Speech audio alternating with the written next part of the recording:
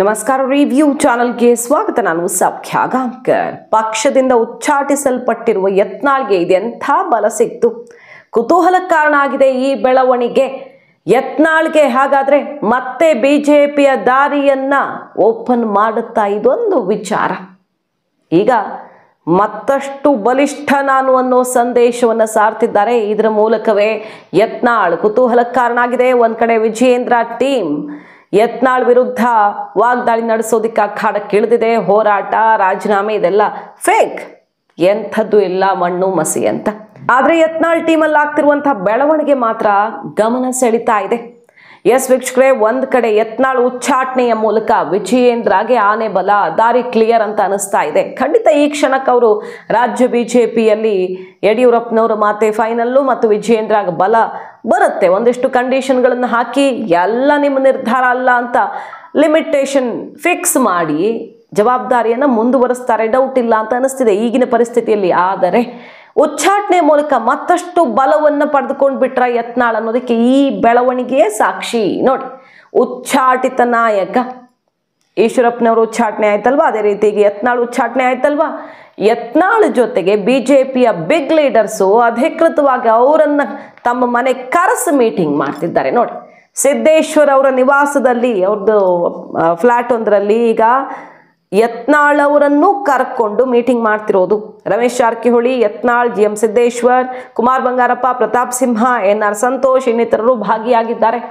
So ಬಿಜೆಪಿಯ ಭಾಗವಾಗಿರುವ ಪ್ರಮುಖ ನಾಯಕರು ಈಗ ಯತ್ನಾಳ್ ಜೊತೆಗೆ ಮೀಟಿಂಗ್ ಅನ್ನ ಓಪನ್ ಆಗಿ ಮಾಡ್ತಿದ್ದಾರೆ. ಕದ್ದು ಮುಚ್ಚಿ ಅಲ್ವೇ ಅಲ್ಲ, ಓಪನ್ ಆಗಿ ಈ ಮೀಟಿಂಗ್ ನಡೆಸ್ತಾ ಇದ್ದಾರಲ್ಲ. ಹಾಗಾದ್ರೆ ಯತ್ನಾಳ್ ಮತ್ತೆ ಪಕ್ಷಕ್ಕೆ ಬರ್ತಾರೆ ಅನ್ನುವ ಕಾನ್ಫಿಡೆನ್ಸ್ ಅಷ್ಟರ ಮಟ್ಟಿಗೆ ಯತ್ನಾಳ್ಗೆ ಪಕ್ಷದ ಒಳಗಿಂದನೂ ಬಲ ಸಿಗ್ತಿದ್ಯಾ, ಹೊರ ದಬ್ಬಿದ ಮೇಲೆಯೂ ಅನ್ನೋದೇ ಕುತೂಹಲ. ನೋಡಿ, ಈ ಮೀಟಿಂಗ್ ಎಷ್ಟು ಮಹತ್ವ ಪಡ್ಕೊಳ್ತಾ ಇದೆ ಅಂತ.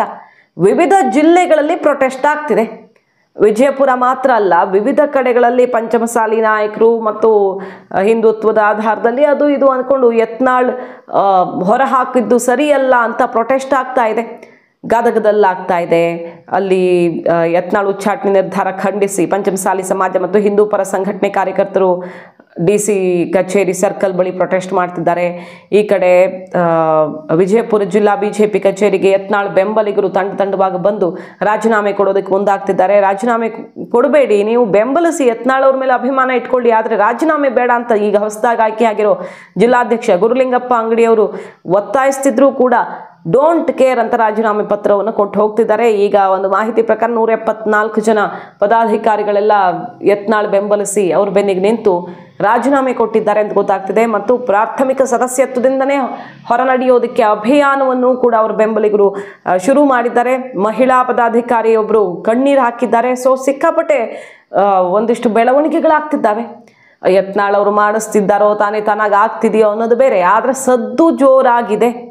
ಈ ಕಡೆ ಬೀದರಲ್ಲೂ ಕೂಡ ಪ್ರೊಟೆಸ್ಟ್ ಆಗ್ತಾ ಇದೆ. ಅಪ್ಪ ಮಕ್ಕಳ ಆಡಳಿತಕ್ಕೆ ಧಿಕ್ಕಾರ ಅಂತ ಯತ್ನಾಳ್ ಬೆಂಬಲಿಸಿ ಅಲ್ಲಿ ಒಂದಿಷ್ಟು ಪ್ರೊಟೆಸ್ಟ್ ಆಗ್ತಿದೆ. ಕಲಬುರಗಿಯಲ್ಲಿ ಆಗ್ತಾ ಇದೆ.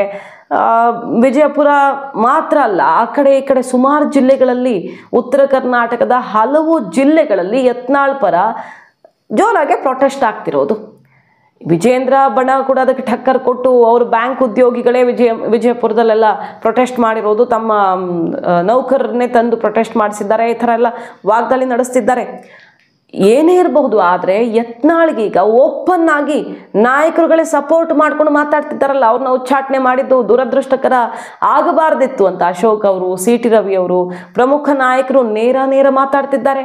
ಇಲ್ಲಿ ನೋಡಿದ್ರೆ ಜಾರಕಿಹೊಳಿ ಸೇರಿದಂತೆ ರೆಬಲ್ ಬಣದಲ್ಲಿದ್ದವರೆಲ್ಲ ಮೀಟಿಂಗ್ ಉಚ್ಚಾಟನೆ ಬಳಿಕವೂ ಅವ್ರ ಜೊತೆ ಮೀಟಿಂಗ್ ಮಾಡ್ತಿದ್ದಾರೆ. ಸೊ ಹಿಂದೆರಡು ಬಾರಿ ಅವ್ರನ್ನ ಉಚ್ಚಾಟಿಸಲಾಗಿತ್ತಲ್ಲ ಬಿಜೆಪಿಯಿಂದ, ಆ ರೀತಿ ಇಲ್ಲ ಪರಿಸ್ಥಿತಿ ಅನ್ನೋದು ಕ್ಲಿಯರ್ ಒಂದು ಕಡೆ. ಮತ್ತೊಂದು ಕಡೆ ಡೆಲ್ಲಿಯಿಂದ ಆ ಇಬ್ಬರು ಪ್ರಮುಖ ನಾಯಕರ ಬಲವನ್ನು ಪಡ್ಕೊಂಡ ಯತ್ನಾಳ್ ಅನ್ನೋದು ಇಲ್ಲಿ ಈ ಪ್ರಕರಣದ ಅತಿ ದೊಡ್ಡ ಟ್ವಿಸ್ಟ್.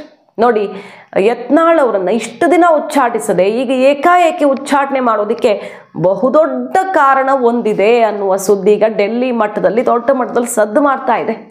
ಏನದು ಅಂತ ಕೇಳಿದ್ರೆ, ಗಡ್ಕರಿ ಅವರ ಜೊತೆಗಿನ ಮೀಟಿಂಗ್. ಯತ್ನಾಳ್ ಅವರು ಗಡ್ಕರಿ ಅವ್ರನ್ನ ಮೀಟ್ ಆಗಿ ಮಾತುಕತೆ ನಡೆಸಿದ್ರಂತೆ. ಗಡ್ಕರಿ ಅವ್ರನ್ನ ತನ್ನ ಕಾರ್ಖಾನೆ ಉದ್ಘಾಟನೆಗೆ ಅಂತ ಕರೆದು ಗಡ್ಕರಿ ಅವರು ಒಪ್ಕೊಂಡು ಬಿಟ್ಟಿದ್ರು. ಏಪ್ರಿಲ್ 7ನೇ ತಾರೀಕು ಚಿಂಚೋಳಿಯಲ್ಲಿ ಎಥನಾಲ್ ತಯಾರಿಕಾ ಕಾರ್ಖಾನೆ ಉದ್ಘಾಟನೆ ಆಗಬೇಕಿತ್ತು ಗಡ್ಕರಿ ಅವರಿಂದ. ಅಂದರೆ ಮೊಟ್ಟ ಮೊದಲ ಬಾರಿಗೆ ಮೆಕ್ಕೆಜೋಳದ ಮೂಲಕ ಎಥನಾಲ್ ತಯಾರಿಕೆ ಘಟಕ ಏಪ್ರಿಲ್ 7ನೇ ತಾರೀಕು ಉದ್ಘಾಟನೆ ಆಗಬೇಕಿತ್ತು. ಗಡ್ಕರಿ ಅವರು, ಜೋಶಿ ಅವರು, ಸೋಮಣ್ಣ, ಬಸವರಾಜ ಬೊಮ್ಮಾಯಿ ಅವರು ಸೇರಿ ಗಣ್ಯರನ್ನೆಲ್ಲ ಆಹ್ವಾನ ಮಾಡಿದ್ರು.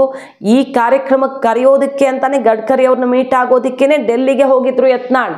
ಆ ಟೈಮಲ್ಲೇ ಆದೇಶ ಹೊರಬಿದ್ದಿರೋದು ನೋಡಿ. ಟೈಮಿಂಗ್ಸ್ ನೋಡಿ. ಗಡ್ಕರಿ ಅವ್ರ ಜೊತೆ ಮೀಟಿಂಗ್ ಆಗುತ್ತೆ, ಗಡ್ಕರಿ ಅವ್ರಿಗೆ ಆಹ್ವಾನ ಹೋಗುತ್ತೆ, ಅವರು ಒಪ್ಕೊಂಡಿದ್ದಾರೆ ಅನ್ನುವಂಥ ಸಂದೇಶ ಬರುತ್ತೆ. ಅದಾಗ್ತಿದ್ದ ಹಾಗೆ ಈ ಒಂದು ದೊಡ್ಡ ಘೋಷಣೆಯೂ ಆಗುತ್ತೆ. ಸೊ ಅದಕ್ಕೂ ಲಿಂಕ್ ಇರ್ಬೋದಲ್ಲ ಅನ್ನೋ ಒಂದು ಚರ್ಚೆ ಶುರುವಾಗಿದೆ. ಈಗ ವಿಜಯೇಂದ್ರ ಕೂಡ ಆ ಟೈಮಲ್ಲಿ ಡೆಲ್ಲಿಯಲ್ಲಿದ್ದರು. ಈ ಕಡೆ ಯತ್ನಾಳ್. ಗಡ್ಕರಿ ಅವ್ರಿಗೂ ಬಹಳಷ್ಟು ಪ್ರಮುಖ ನಾಯಕರಿಗೂ ಏನೇನು ಘರ್ಷಣೆ ಇದೆ ಪಕ್ಷದ ಒಳಗಡೆ ಅನ್ನೋದು ಗೊತ್ತಿರೋದೆ.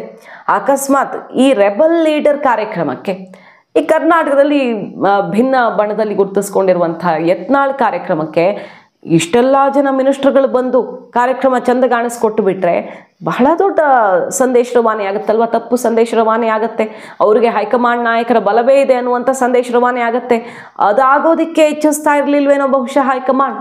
ಅದರ ಜೊತೆಗೆ ಈಗಾಗಲೇ ನಾವು ರಿಪೋರ್ಟ್ ಮಾಡಿದ್ದೀವಿ, ಹನಿ ಟ್ರ್ಯಾಪ್ ವಿಚಾರವನ್ನು ಯತ್ನಾಳ್ ಎತ್ತುಕೊಂಡ್ರು. ಆದರೆ ಅಸಲಿಗೆ ಅವತ್ತು ಹೆಚ್ಚಿನ ಪ್ರಮಾಣದಲ್ಲಿ ಚರ್ಚೆ ಆಗಬೇಕಾಗಿದ್ದು, ರಾಷ್ಟ್ರ ಮಟ್ಟದಲ್ಲಿ ಕಾಂಗ್ರೆಸ್ಗೆ ಮುಜುಗರ ಆಗುವಂತೆ ಮಾಡಬೇಕಾಗಿದ್ದು 4% ಮುಸ್ಲಿಂ ರಿಸರ್ವೇಷನ್ ವಿಚಾರದಲ್ಲಿ. ಸೊ ತಮ್ಮ ಆದೇಶವನ್ನು ಧಿಕ್ಕರಿಸಿ ಹನಿ ಟ್ರ್ಯಾಪನ್ನು ದೊಡ್ಡ ಮಟ್ಟದಲ್ಲಿ ಸೌಂಡ್ ಮಾಡುವಂತೆ ಆಗಿದ್ದಕ್ಕೆ ಯತ್ನಾಳ್ ಮೇಲೆ ಹೈಕಮಾಂಡ್ ಮುನಿಸ್ಕೊಂಡಿತ್ತು. ಎಲ್ಲ ಒಟ್ಟೊಟ್ಟಿಗೆ ಆದ ಬೆಳವಣಿಗೆಗಳಿವು. ಸಿಡಿದೇಳುತ್ತೆ ಹೈಕಮಾಂಡ್. ಉಚ್ಚಾಟನೆಯ ಆದೇಶ 6 ವರ್ಷಗಳಿಗೆ ಬಂದೇ ಬಿಡುತ್ತೆ. ಆದರೆ ಈಗ ಪಕ್ಷದ ನಾಯಕರ ಆತ್ಮವಿಶ್ವಾಸ, ಪಂಚಮಸಾಲಿ ನಾಯಕ ಮತ್ತು ಹಿಂದುತ್ವದ ನಾಯಕ ಅಂತ ರಾಜ್ಯ ಬಿಜೆಪಿಯಲ್ಲಿ ಎಲ್ಲರಿಗಿಂತ ಹೆಚ್ಚು ಜನಪ್ರಿಯತೆಯನ್ನು ಪಡ್ಕೊಂಡಿದ್ದಾರೆ ಯತ್ನಾಳ್. ಉತ್ತರ ಕರ್ನಾಟಕ ಭಾಗದಲ್ಲಿ ಸಮುದಾಯದ ಹಿಡಿತ, ಆ ಸಮುದಾಯದವ್ರು ಹೇಳ್ಕೊಳ್ಳೋ ಪ್ರಕಾರ 1 ಕೋಟಿ ಹತ್ತಿರ ಜನಸಂಖ್ಯೆ ನಮ್ದಿದೆ. ಲಿಂಗಾಯತ ವೋಟ್ ಬ್ಯಾಂಕಲ್ಲಿ ಬಹುಪಾಲು ನಮ್ಮದೇ ಇದೆ. ಎಲ್ಲ ಕ್ಷೇತ್ರಗಳಲ್ಲೂ ಕೂಡ ಬಹುಪಾಲು ವಿಧಾನಸಭಾ ಕ್ಷೇತ್ರಗಳಲ್ಲಿ ನಾವು ನಿರ್ಣಾಯಕ ಮತದಾರರಾಗಿದ್ದೀವಿ. ಹಂಗಿರುವಾಗ ಈ ಸಮುದಾಯ ಯತ್ನಾಳ್ ಬೆನ್ನಿಗೆ ಗಟ್ಟಿಯಾಗಿ ನಿಂತಿರುವಾಗ ಹೇಗೆ ಬಿಜೆಪಿ ಎಲೆಕ್ಷನ್ಗಿಂತ ಮುಂಚೆ ಯತ್ನಾಳ್ ಅವರನ್ನು ಕರೆದುಕೊಳ್ಳದೆ ಇರೋಕ್ಕೆ ಸಾಧ್ಯ ಅನ್ನುವ ಆತ್ಮವಿಶ್ವಾಸ. ಈಗ ಪರಿಸ್ಥಿತಿ ಏನೋ ಒಂದು ವಿಚಾರದಲ್ಲಿ ಉಚ್ಚಾಟಿಸಿರಬಹುದು. ಆದರೆ ಇನ್ನೊಂದು ವರ್ಷ 2 ವರ್ಷಗಳ ಒಳಗಾಗಿ ಯತ್ನಾಳ್ ಅವರನ್ನು ಪಕ್ಷವೇ ವಾಪಸ್ ಕರೆಸಿಕೊಳ್ಳುತ್ತೆ ಅನ್ನೋ ಆತ್ಮವಿಶ್ವಾಸದ ಮಾತುಗಳು ಕೇಳಿ ಬರ್ತೀವಿ ಅಂತೆ. ಹೈಕಮಾಂಡ್ ಬೇರೆ ನಾಯಕರ ಸಪೋರ್ಟ್ ಕೂಡ ಇರೋದ್ರಿಂದ ಯತ್ನಾಳ್ ಅವರಿಗೆ ಹಾಗಾಗಿ ಮತ್ತಷ್ಟು ಸ್ವತಂತ್ರರಾಗಿ ಈಗ ಮಾತನಾಡೋದಕ್ಕೆ, ವಾಗ್ದಾಳಿ ನಡೆಸೋದಕ್ಕೆ, ತಮ್ಮ ಚಟುವಟಿಕೆ ಕಾರ್ಯಾಚರಣೆಗಳನ್ನು ನಡೆಸೋದಕ್ಕೆ ಸ್ವತಂತ್ರರಾಗಿದ್ದಾರೆ. ಪಂಚಮಸಾಲಿ OBCಗೆ ಸೇರಿಸಬೇಕು ಅನ್ನುವಂಥ ದೊಡ್ಡ ಹೋರಾಟವನ್ನು ರಾಷ್ಟ್ರ ಮಟ್ಟದಲ್ಲಿ ತಿರುಗಿ ನೋಡುವಂಥ ಒಂದು ಹೋರಾಟ ನಡೆಸೋದಕ್ಕೂ ಸಿದ್ಧತೆ ಆಗ್ತಿದೆ. ಪಂಚಮಸಾಲಿ ಸಮುದಾಯದ ಸ್ವಾಮೀಜಿಗಳ ಸಪೋರ್ಟು, ಆ ವೇದಿಕೆಯಲ್ಲೇ ತಂದೊಂದು ಪರ್ಯಾಯ ಶಕ್ತಿ ಅನ್ನೋ ರೀತಿಯಲ್ಲಿ ಘೋಷಣೆನೂ ಆಗಬಹುದು.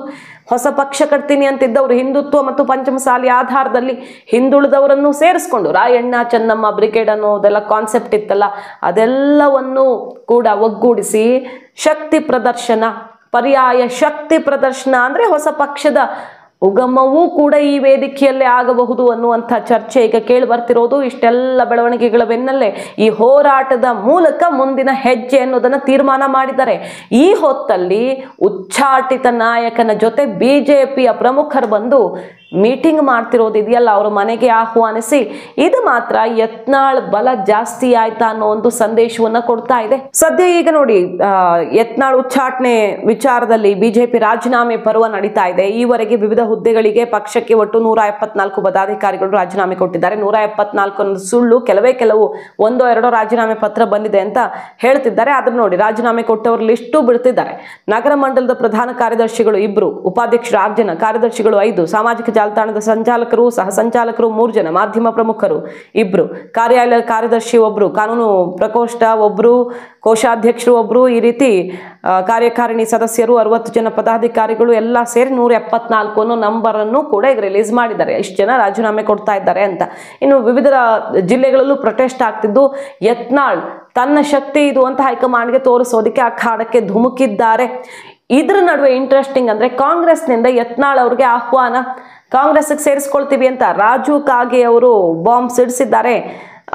ಯತ್ನಾಳ್ ಅವರು ಬರೋದಾದ್ರೆ ಖಂಡಿತ ನಾನು ವೆಲ್ಕಮ್ ಮಾಡ್ಕೊಳ್ತೀನಿ. ಶಾಸಕ ಬಸನಗೌಡ ಪಾಟೀಲ್ ಯತ್ನಾಳ್ ಅವರನ್ನ ಕಾಂಗ್ರೆಸ್ಗೆ ಕರ್ಕೊಂಡು ಬರೋದಕ್ಕೆ ನನಗೆ ಜವಾಬ್ದಾರಿ ಕೊಟ್ಟರೆ ಈಗಲೇ ರೆಡಿ ಇದ್ದೀನಿ ಅನ್ನುವಂಥ ಮಾತುಗಳನ್ನು ಆಡ್ತಿದ್ದಾರೆ. ಸೊ ಯತ್ನಾಳ್ ಅವರಿಗೆ ಈಗ ಎಲ್ಲೆಡೆಯಿಂದ ಬಲ ಒಗ್ಗೂಡ್ತಾ ಇದೆಯಾ? ಯತ್ನಾಳ್ಗೆ ಡಿಮ್ಯಾಂಡ್ ಇದೆ, ಯತ್ನಾಳ್ ನಾಯಕತ್ವಕ್ಕೆ ಡಿಮ್ಯಾಂಡ್ ಇದೆ. ಈಗಿನ ಪರಿಸ್ಥಿತಿಯಲ್ಲಿ ಕಾರ್ಯಕರ್ತರಿಗೆ ಹಿಂದುತ್ವ ಮತ್ತು ಜಾತಿ ಲೆಕ್ಕಾಚಾರ ಯಾವ ಕಡೆಯಿಂದ ಹೋದರೂ ಕೂಡ ಚೆನ್ನಾಗಿ ಹೊಂದಾಣಿಕೆ ಆಗುವಂಥ ನಾಯಕ ಯತ್ನಾಳ್ ಅಂತ ಸಾರೋದಕ್ಕೆ ಹೊರಟೇ ಬಿಟ್ರ. ಈಗ ಇದು ಇಂಟ್ರೆಸ್ಟಿಂಗ್. ಈ ಮೀಟಿಂಗ್ ಆದಮೇಲೆ ಹೈಕಮಾಂಡ್ ಏನು ಮಾಡುತ್ತೆ? ಮೀಟಿಂಗಲ್ಲಿ ಭಾಗಿಯಾದವ್ರ ಮೇಲೂ ಕ್ರಮ ಕೈಗೊಳ್ಳುತ್ತಾ? ಕ್ರಮ ಕೈಗೊಂಡಿದ್ದೇ ಹೌದಾದರೆ ಒಳ್ಳೆಯದೇ ಅಂತ ಹೊರ ನಡೀತಾರ ಈ ನಾಯಕರು? BJPಯಲ್ಲಿ ಇನ್ನೂ ಬಗ್ಗೆ ಹೊಂದಾಣಿಕೆ ಮಾಡಿಕೊಂಡು ಸಮಯಕ್ಕಾಗಿ ಕಾಯುವಂತಹ ಅವಕಾಶ ಇಲ್ಲವೇ ಇಲ್ಲ. ಬೇರೆ ದಾರಿಯಲ್ಲೇ ಪರಿಹಾರ ಪಡ್ಕೊಳ್ಬೇಕು ಅಂತ ಇದೊಂದು ಟೀಮ್ ಈಗ ಯತ್ನಾಳ್ ಬಣ ರೆಡಿ ಆಗಿರೋದ್ರಿಂದ ಕುತೂಹಲ ಕೆರಳಿಸ್ತಾ ಇರೋದು. ಮಾಹಿತಿ ನಿಮ್ಗೆ ಇಷ್ಟ ಆಗಿದ್ರೆ ಮಿಸ್ ಮಾಡಿದ್ರೆ ನಮ್ಮ ಚಾನಲ್ನ ಸಬ್ಸ್ಕ್ರೈಬ್ ಮಾಡಿ, ನಿಮ್ಮ ಅಭಿಪ್ರಾಯ ಕಮೆಂಟ್ ಮಾಡಿ ತಿಳಿಸಿ. Thank you.